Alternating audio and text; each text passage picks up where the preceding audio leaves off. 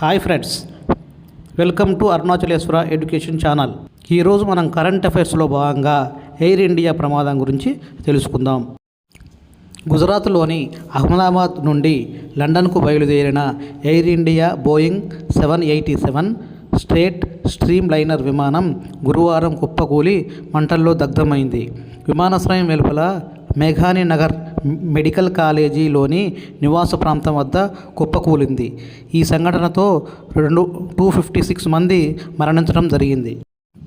విమానంలో సిబ్బందితో కలుపుకొని 242 మంది ప్రయాణించగా 241 మంది మరణించారు.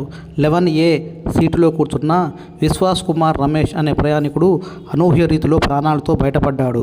వైద్య కళాశాల సముదాయంపై పడడంతో మరో 24 మంది మృత్యువాత పడ్డారు. ప్రయాణికుల్లో భారత్ నుండి అత్యధికంగా 169 మంది ఉన్నారు. ఈ బోయింగ్ డ్రీమ్ లైనర్లో సాధారణంగా 300 మంది ప్రయాణించవచ్చు. ఇది 11 ఏళ్లుగా సేవలు అందిస్తూనే ఉంది.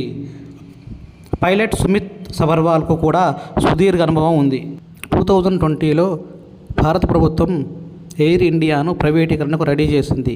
అయితే టాటా గ్రూప్ ఎయిర్ ఇండియాను 18,000 కోట్లతో కొనుగోలు చేసింది. చివరకు 2021లో ఎయిర్ ఇండియా తన సొంత గూటికి చేరింది.